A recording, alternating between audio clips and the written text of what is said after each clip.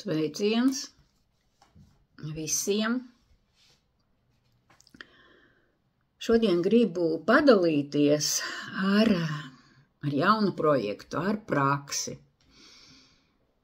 kurš saucās Es un dzimta un es. Ja, jo nāk rudens, un rudens ir ražas laiks, ja tāpēc arī mums katram ir tik svarīgi arī ievākt savu dzimtas ražu, ja, jo dzimta ir tā, kas dod mums spēku. Bet iespējams, ka ne līdz galam vēl spējam to sajust un realizēt. Tāpēc arī no gaismas pasaules ir atnācis šis impulss 40 dienu praksē par dzimtu, kuru sāksim 8. septembrī, kas arī ir ļoti īpaša diena, tā ir Dievmātes Marijas dzimšanas diena. Bet ir jau izveidota grupa Telegramā, kurai varat arī jau sākt pievienoties. Un dalība šajā grupā ir 40 eiro, tātad enerģijas apmaiņa, 40 dienas, 40 naudiņas, domāju, ļoti harmoniski. Un kā tad mēs strādāsim šīs kopā pavadītās 40 dienas? Būs mums 3 klātienes tikšanās reizes, un klātienē tiks arī translēta online, būs arī ierakstīta. Un šīs klātienes tikšanās reizes būs tādos īpašajos datumos, īpašajos ciparos. Pa pirmo es jau pieminēju, tas ir 8. septembris, Dievmātes piedzimšanas diena, un man liekas, tie ir arī tādi lieli arī planetāri svētki, ko svin daudz kur uz zemes, un tas nozīmē arī tādu, varētu teikt, ļoti augstu vibrāciju savienošanos šajā brīdī, un tā tad sākt to ar Dievmātes svētību šo praksi, un vienlaiks arī būt savienojumā ar viņas ģimeni. Ja, jo tādas tīras, vieglas vibrācijas ielaist savā dzimtā. Nākošā tikšanās ir 21. dienā, un tas ir 23. septembris, un tā ir visu erceņģeļu diena, un īpaši erceņģeļa Mihaela diena. Jā, ziniet, kad erceņģelis Mihaels ir mūsu galvenais erceņģelis, tātad visu erceņģeļu erceņģelis. Un tātad pēc šīm 21 dienai, ja, kad enerģijas iziet cauri, varētu teikt, pirmajiem 3 līmeņiem, tas ir fiziskais, emocionālais un mentālais, ja mēs smelsimies šo erceņģeļa Mihaela spēku, lai dotos tālāk, lai dotos dziļāk, lai dotos uz padziļinājumu savā dzimtas praksē. Un noslēgums ir šī 40. diena, tā ir 3. tikšanās, tā ir 17. oktobrī. Ja, tad arī apkoposim šos rezultātus, un, protams, darbiņš jau arī vēl turpināsies. Ja kā ir plānota šī prakse? Pirmkārt, lai sāktu šo praksi, ir svarīgi aizpildīt savu dzimtu, mana dzimta, kur apakšā esam mēs, te ir mūsu vecāki, pēc tam vecvecāki, ja? Man ir aizpildītas 4 paudzes. Bet nav obligāti, ja visām rūtiņām būt aizpildītām, ja, jo mēs strādāsim ar dvēselēm, ja, jo mēs strādāsim smalkajā plānā. Tāpēc arī rakstiet, cik jūs variet, bet, protams, ja ir iespēja dabūt vēl vairāk informācijas gan no saviem radiniekiem, ja, gan varbūt kaut kur arhīvos, tas vienkārši būs kā tāds papildus bonus šim darbiņam. Kas tad būs Telegram grupā?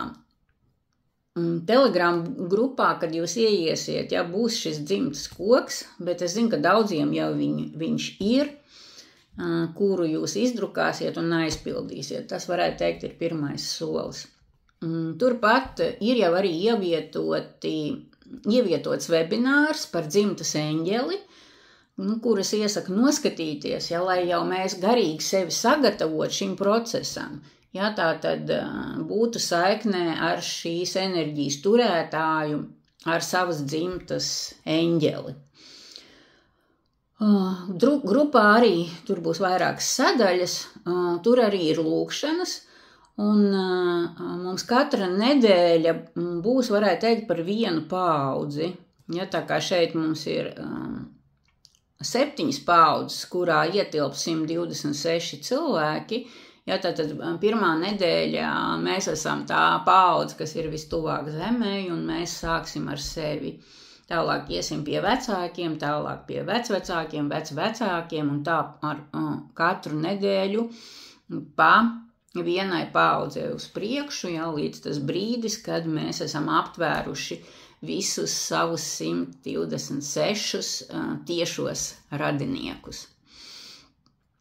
Un tātad arī lūkšanas tur ir iekšā jau, un katru nedēļu es došu konkrētus uzdevumus un konkrētas lūkšanas, kuras mēs izmantosim tieši tajā nedēļā, lai pakāpeniski virzītos uz priekšu.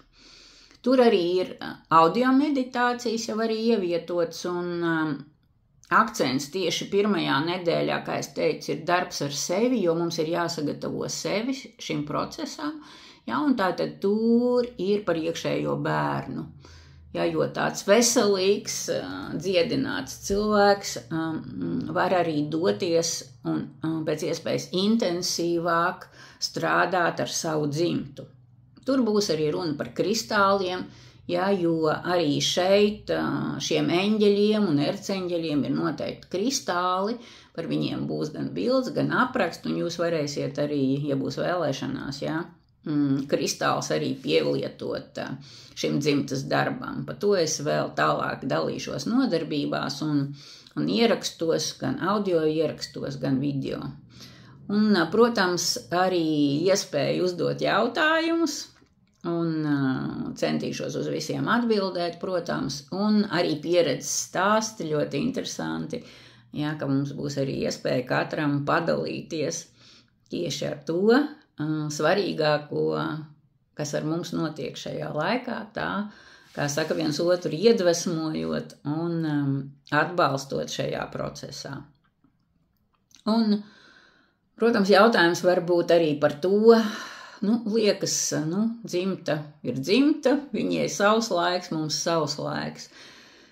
Bet ko es varu teikt no savas pieredzes un no daudzu cilvēku pieredzēm, jo pati jau ar dzimtu jau strādāju vismaz 10 gadus, un liekas jau, kad daudz kas ir paveikts, protams, daudz kas ir izdarīts, bet ir tā, kad mainamies mēs, un līdz ar to mums ir iespēja šīs pārmaiņas, kas ar mums ir notikušas, ja mēs varbūt kaut ko vairāk esam sevi atklājuši, sapratuši, atbrīvojuši. Mums ir iespēja šīs pārmaiņas tā kā ienest šajā dzimtas kokā, tad visām tām 7 paaudzēm, kas ir aiz mums. Mēs zinām, ka informācija nāk no 7 paaudzēm, vēl runā par 9 paaudzēm, un tātad tāds apzināts darbs, klātbūtne, lūkšanas, darbs grupā, būšana visu laiku kopā ar gaismas spēkiem, ar eņģeļiem, ar skolotājiem. Tas ir milzīgs potenciāls, ar kuru mēs varam strādāt, kuru mēs varam integrēt sevī un dot tālāk tiem, kas atkal nāk aiz mums. Tātad saviem bērniem un mazbērniem, jo mēs esam šis starpposms starp pagātni un nākotni. Mēs esam tāds kā filtrs, caur kuru var attīrīties tas, kas vairs neder jaunajai paaudzei. Mēs atbrīvojam to caur sevi, caur izprašanu, caur šīm praksēm, caur lūkšanām, caur darbu ar sevi, un tālāk jau nākamajai paaudzei jau aiziet pavisam citas kvalitātes vibrācija. Tā kā tuvosies arī rudens saulgrieži, un pēc tam būs veļu laiks, kas ir tiešām ļoti piemērots darbam ar dzimtu, ja, un tā kā nāk jaunās enerģijas, arī šīs darbs būs pavisam savādāks, ja tas ir darbs caur tādu dziļu apziņas paplašināšanu, caur izpratni, ja caur jaunajām enerģijām un caur vieglumu. Ja jau mūsu uzdevums ir ienest gan savā dzīvē, gan līdz ar to arī savā dzimtas kokā tādas siltas, vieglas, pieņemošas enerģijas, ja, lai tie smagumi, kas varbūt nākuši ir kādreiz no citiem mūsu senčiem, lai viņi mūs vairs neskar, ja, lai mēs esam brīvi no tā, un lai mums pašiem ir iespēja izdarīt apzinātas izvēles. Ja, jo bieži vien tieši kaut kādas dzimtas ietekme nedod iespēju mums līdz galam būt brīviem. It kā esam, bet patiesībā neesam, ja, jo ir kaut kādas enerģijas, kas neļauj to līdz galam realizēt. Tā kā tiekamies mūsu praksē, dzimta un es un dzimta. Tā kā apakšā būs arī informācija par visu, ko es šodien arī jums pastāstīju un kas ir svarīgi, lai tajā varētu piedalīties. Nu ko, tiekamies 40 dienas kopā, 40 skaists darbs ar savu dzimtu, lai top. Tā ir mūsu ģimenes un mūsu dzimtas nākotne. Tā ir jaunā pasaule, jaunas enerģijas, jaunas vibrācijas, jaunas pieredzes, lai top katram pēc augstākā dievišķā plāna. Uz tikšanos mūsu kopīgajā praksē.